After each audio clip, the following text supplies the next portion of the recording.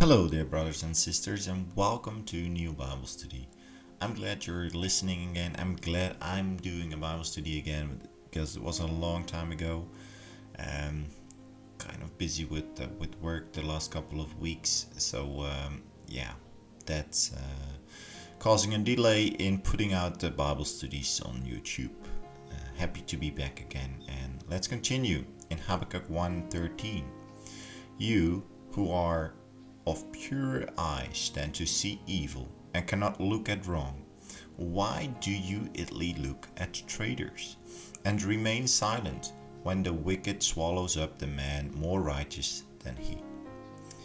After God answered his first complaint, Habakkuk began his response by praising the nature and the purpose of God in verse 12. Habakkuk now moves expressing to God his concern with God's answers. In this verse, he lays out his dilemma. Then in verse 14 to 17, he provides a graphic illustration to make his point. As we look to the background and history, continuing our brief history of the Old Testament times, we ended with the Israelites taking the promised land through the leadership of Joshua.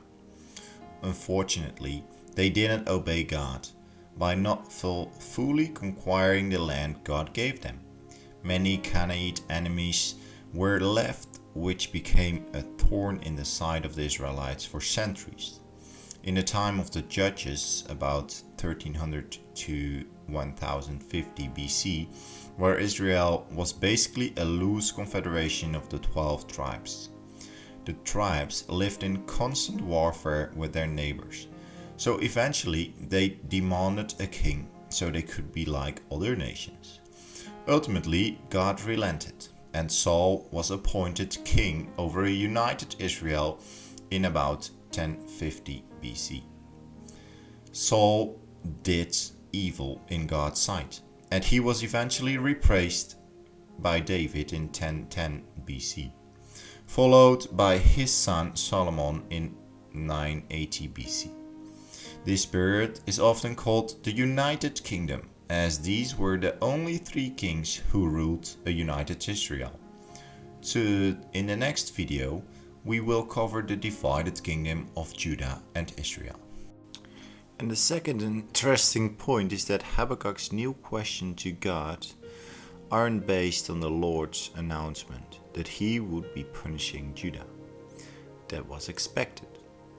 The key question, however, was, how can Almighty God use the ruthless and depraved Babylonians to carry out his judgment on God's own people?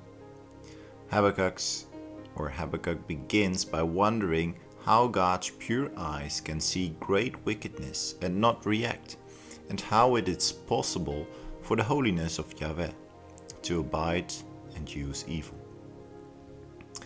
These are not simple questions, and Habakkuk wrestles with them, as do many.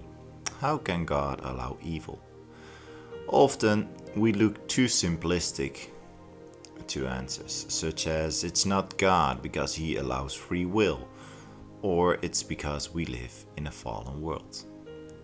Habakkuk was basing his entire reasoning on his own belief of who God is and who he is expected. However, Isaiah 55 verse 8 and 9 tells us, "For my thoughts are not your thoughts, neither are your ways my ways, declares the Lord. As the heavens are higher than the earth, so are my ways higher than your ways, and my thoughts than your thoughts." A good attitude to have is never think you have God figured out. And then Habakkuk states his dilemma. Why do you remain silent when the wicked swallows up the man more righteous than he? Or how could God use such an evil nation to punish Israel? Habakkuk was trying to use skills to weigh the evilness of the two nations. Like us today, Habakkuk probably used such platitudes such as two wrongs don't make it right. However, there is a parallel which we cannot ignore. God used evil men to crucify his Son in the ultimate act of righteousness. Habakkuk wanted God to say something and do something, but God was silent and seemingly inactive. Remember, however, that divine silence does not indicate divine indifference. Okay, brothers. Warren Wiersbe, a well-known pastor and writer, notes the following: the greater the light, the greater the responsibility.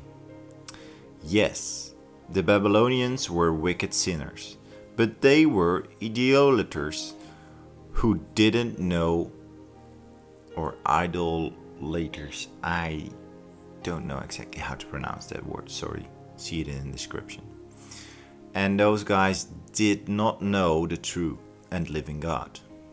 This didn't excuse their sins, of course, but it did explain their conduct. The Jews claimed to know the Lord, and yet they were sinning against the very law they claimed to believe. Sin in the life of a believer is far worse than sin in the life of an unbeliever. When God's people deliberately disobey Him, they sin against a flood of light and an ocean of love.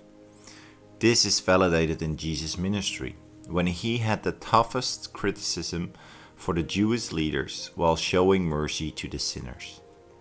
Take a good look at your life and your walk. As Christians, we are expected to act differently than the world.